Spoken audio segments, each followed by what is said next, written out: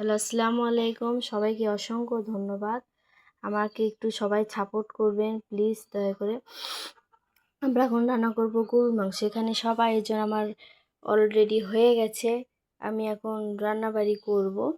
তো এখানে প্রথম দিয়ে দিব পেঁয়াজ কুচি। আমি আগে পেঁয়াজটা কেটে রেখেছিলাম, সেই পেঁয়াজ কুচিটা দিব। দিয়ে কি সুন্দর করে ভালোভাবে ভালো করে কালারটা আসা পর্যন্ত আমরা অপেক্ষা করব। এখানে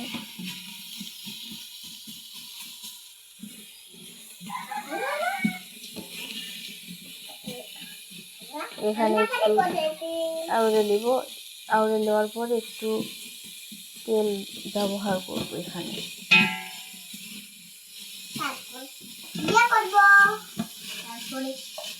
এখানে দেখতেই পাচ্ছেন আমার ক্যামেরাম্যান ওখানে বসে আছে।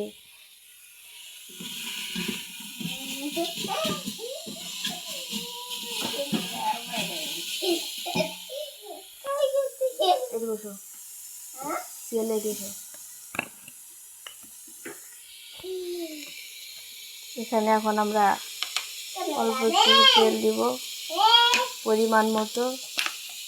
আপনাদের যত খুশি মন দিতে পারেন, কোনো সমস্যা নেই। আমার যতটুকু প্রয়োজন আমি সেতটুকু দিব। একটু পেঁয়াজটা লাল লাল করে ভেজে নিব।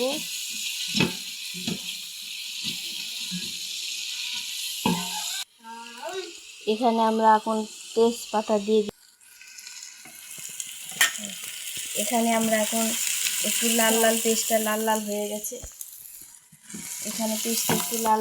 গেছে। এখানে আমরা মাংস কুচি দিয়ে দিব। মাংস কাটা ছিল সেটা এখন দিয়ে দিলাম। এখানে মশলা টশলা পিষে রাখছিলাম রেডি করে, সেই মশলাটা এখন দিয়ে দিব। এরপরে আমরা দিব আদা রসুন। আপনাদের প্রয়োজন মতো একটু অল্প করে দিয়ে দিবেন। দিয়ে একটু লাড়াচাড়া করবেন।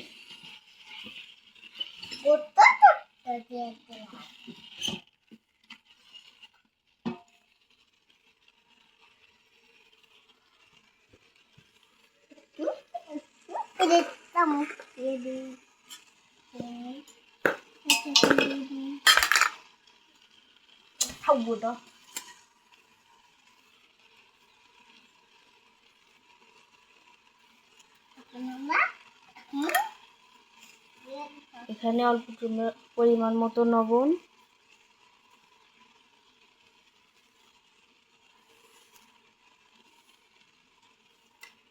লবণের গুঁড়া, একটু কাঁচা মরিচ দিয়েছি, তার সাথে গুঁড়া মরিচ অ্যাড করে দিব। তারপর এখানে একটু দিয়ে দিব হলুদটা আপনারা বেশি দিবেন না, পরিমাণ মতো 1 চামচ দিবেন। দিয়ে একটু লাড়াচাড়া করে নেবেন।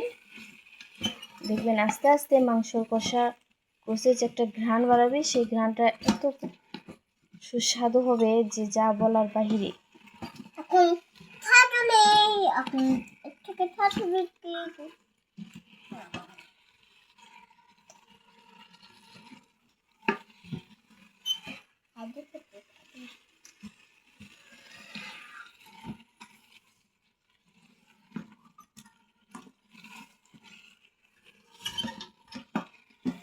এখন লাড়া হয়ে গেল, এখন আন্টা করো।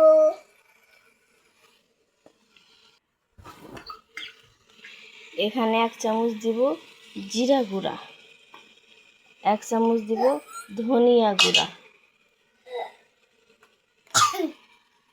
দিয়ে কিছুক্ষণের জন্য লাড়াচাড়া করব। লাড়াচাড়া হয়েছে, বলিয়া খায়।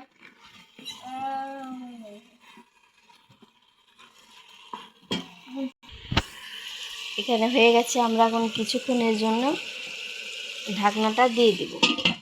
একটু অপেক্ষা পর আবার ঢাকনাটা খুলে লাড়াচাড়া করব। এখন ঢাকনাটা উঠিয়ে দেখব কীরকম হলো।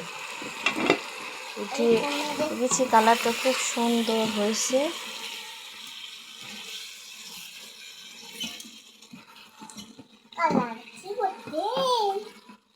খুব একটা স্মাইল একটা কি সুন্দর একটা সুন্দর গন্ধ বের হয়েছে মাংসটার মশলা।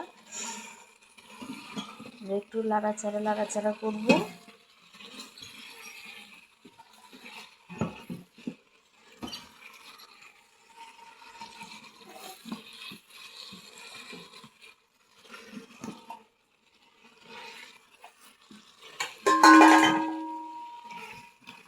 লাড়া হয়ে গেছে, এরপর আমরা ঢাকনাটা আবার ঢেকে দিব। কিছুক্ষণ পর ঢাকনাটা আবার, এখন আমরা ঢাকনাটা উঠিয়ে দিব। এখন লেড়ে দেখুন, এখন গোস্ত থেকে তেলটা বের হয়ে গেছে। এখানে এখন আমরা পানিটা অ্যাড করে দেব। আপনাদের পরিমাণ মতো পানিটা দিয়ে দেবেন।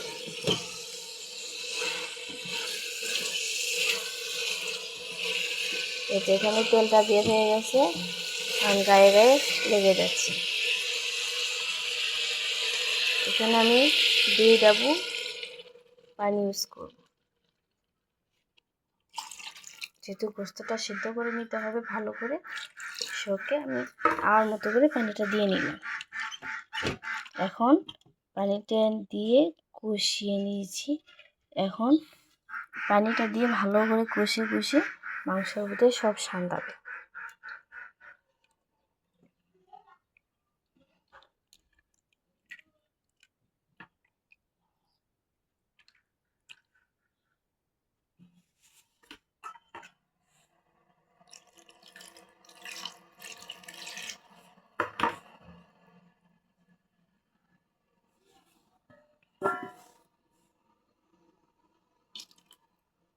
এই মশলার পানিটা আমি এখন দিয়ে দিলাম।